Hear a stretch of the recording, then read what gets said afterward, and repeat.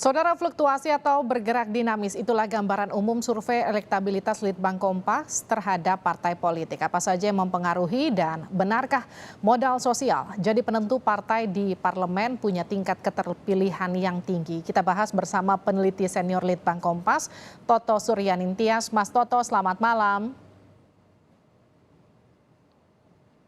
Kita juga akan sapa Eriko Sotarduga, Ketua DPP PDI Perjuangan. Mas Eriko sudah bergabung? Selamat malam Mbak Livi, selamat malam seluruh pemirsa yang ada di seluruh Nusantara. Selamat berjumpa lagi. Baik, malam. Ada juga Kang Aceh Hasan Sajili, ini adalah politisi Partai Golkar. Kang Aceh, sehat ya? Sehat, alhamdulillah. Selamat malam, Mas Eriko, Pak Toto, Selamat malam. Mbak Livi. Selamat malam. Selamat malam. Saya ke Mas Toto dulu. Mas Toto sudah bergabung, sudah dengar suara saya Mas Toto ya? Ya. Baik, Mas Toto, ini yang menarik, apa yang kemudian mempengaruhi fluktuasi elektabilitas partai politik kalau melihat dinamikanya ini tinggi dalam 3 survei Litbang Kompas terakhir. Tapi kan kalau yang sekarang nih yang paling kelihatan tuh antara posisi Golkar dan Demokrat yang bertukar posisi. Kenapa bisa begitu? Pertama-tama ini dulu, elektabilitas itu kan harus dilihat juga dari simpangan ya. Angka simpangan apakah betul-betul Golkar dan Demokrat itu simpangannya berarti 8,7 dan 9% itu sebetulnya masih di dalam margin error. Jadi sebetulnya juga kita harus hati-hati untuk menyampaikan bahwa ini memang melampaui, tetapi kan ini masih dalam angka simpangan. Artinya simpangan bisa saja angkanya bukan itu, tetapi dikurangi 2,83%. Gitu. Jadi terkait dengan apa yang menyebabkan dinamika partai-partai, sebetulnya kalau secara laten itu masing-masing partai, terutama partai yang besar ya, partai yang besar dan punya identitas ideologis itu sebetulnya punya basis massa yang tetap. Maksudnya basis massa yang dia ibaratnya sudah terbentuk oleh karena berbagai hal, mulai dari ketokohan, kemudian suka kepada partainya, kemudian sampai dengan aspek-aspek yang sifatnya lebih ideologis, misalnya agama. Tetapi juga ada wilayah di mana pemilih masing-masing partai itu memiliki sikap ragu-ragu, atau pemilih kalau dipandang dari sisi swing voter ya dia masih swing voter, masih bisa beralih karena misalnya program-program yang sifatnya langsung mengena, atau penilaian yang sifatnya lebih rasional, yang lebih berbasis pada programatik dari partai-partai. Jadi hal-hal ini yang kemungkinan membuat dinamika partai-partai, dan yang paling berdinamika sebetulnya bukan Golkar dan Demokrat, Mbak Livi, tapi Nasdem dan Demokrat sebetulnya. Oke, jadi artinya ada seberapa besar sih pengaruh koalisi dan penentuan calon presiden tuh bagi elektabilitas partai politik? Kalau tadi Mas Toto sempat katakan antara Demokrat dan Nasdem yang juga kita lihat ada pergerakan yang cukup kelihatan. Baik, untuk yang Nasdem, ini kan di survei kami di bulan Oktober, waktu itu kan kami juga ditanya apakah deklarasi Anies Baswedan itu memberikan dampak bagi Nasdem. Pada waktu itu lembaga kami memang belum bisa menangkap hal itu karena pengambilan datanya itu berselisih hari saja dengan deklarasi mengusung Anies Baswedan. Tetapi kalau di dalam survei ini kita harus bilang bahwa itu ada dampaknya, karena ternyata Nasdem itu melompat dari 4,3 menjadi 7,3. Itu melompat 3%, itu sangat signifikan dalam hal bahwa Nasdem itu belum pernah mengalami lompatan 3% selama survei kami sejak periode pertama pemerintahan ini. Pada sisi yang lain, Demokrat tiba-tiba anjlok, padahal Demokrat ini 3 periode survei terakhir dia naik, dan kenaikan Demokrat ini luar biasa, maksudnya sangat signifikan. Dari partai yang kisaran 10% ke bawah sekarang di Oktober sampai dengan 14%, tetapi tiba-tiba anjlok menjadi 8,7%. Nah ini di kami juga menjadikan tanda tanya. Kemudian kami cari berbasis pada latar belakang, dan salah satu yang ketemu memang salah satu yang paling kelihatan terbukti ya, bukan asumsi, adalah memang merosotnya komposisi dari pemilih Anies Baswedan di Demokrat. Pada sisi yang sebaliknya, komposisinya Nasdem itu bertambah berkali lipat. Suaranya pindah ke Nasdem? Sebetulnya kami tidak akan bisa memberikan kepastian ya, karena tidak mungkin bisa melacak satu persatu. Tetapi gelagat statistiknya sedemikian. Baik, saya ke Bang Eriko. Bang Eriko, kalau Anda sendiri melihat dari hasil survei Litbang Kompas sempat turun tapi kemudian rebound lagi, PDIP gimana? Ya, sekali lagi kami mengucapkan terima kasih Mas Toto Suryanto, Litbang Kompas yang memang selalu konsisten kalau saya tidak salah per 4 bulan ya melakukan survei dan survei itu dilakukan konsisten.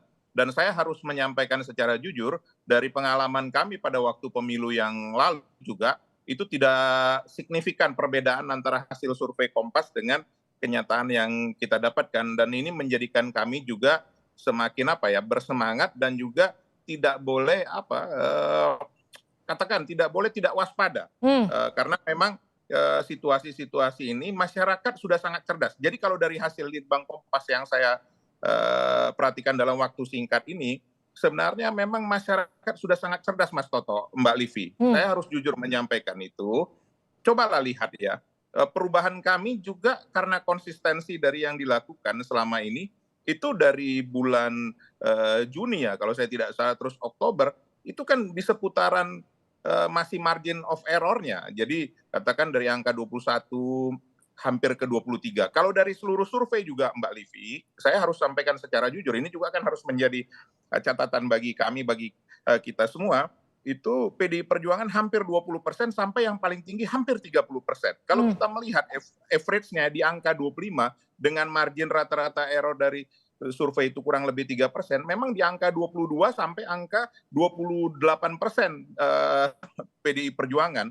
Dan memang ini sesuai dengan yang kami perhitungkan. Nah, tentu menjaga konsistensi ini sampai nanti kepada pemilu tentu tidak mudah. Sebenarnya kan masih banyak.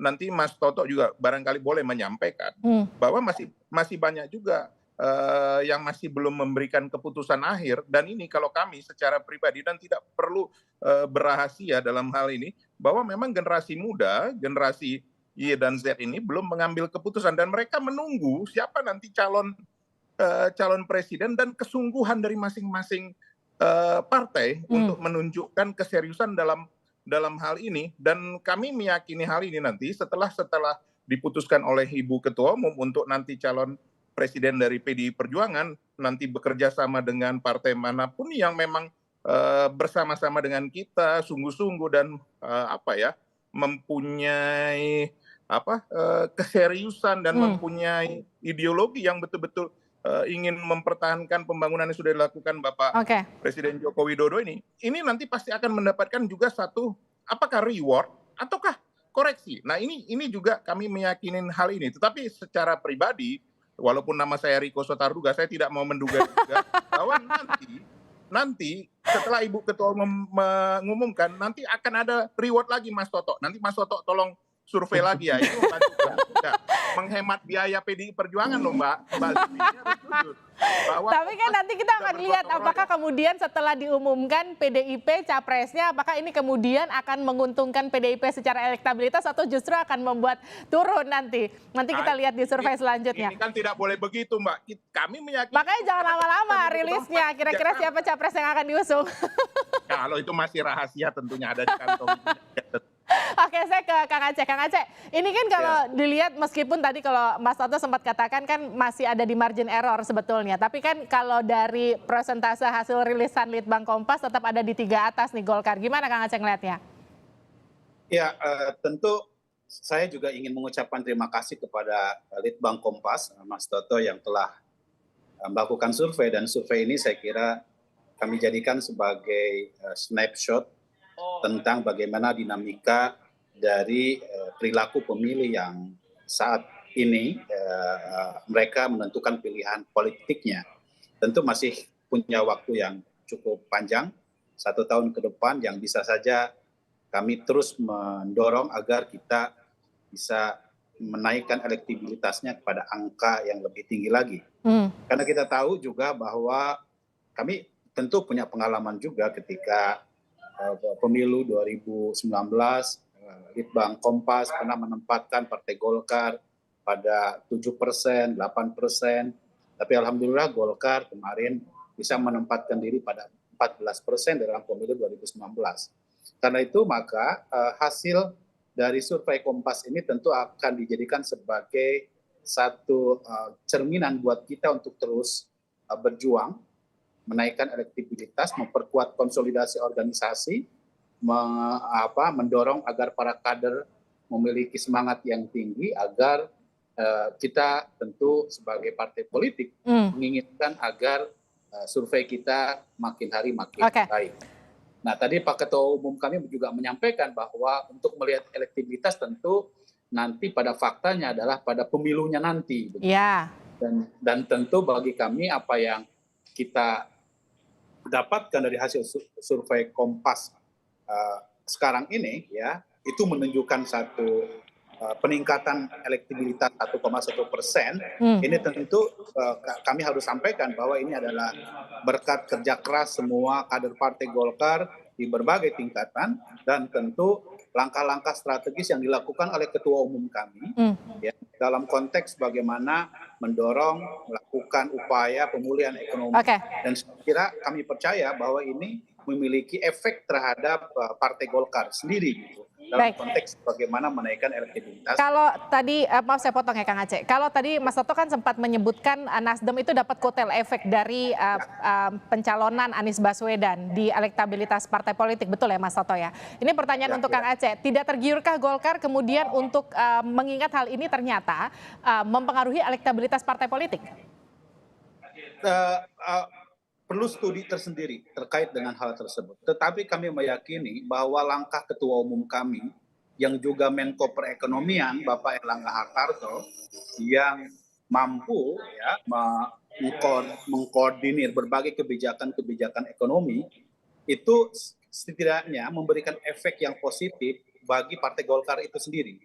Karena itu kami terus mendorong agar berbagai upaya dalam konteks bagaimana menaikkan elektabilitas partai itu juga seiring dengan mendorong Ketua Umum kami sebagai calon presiden di tahun 2024.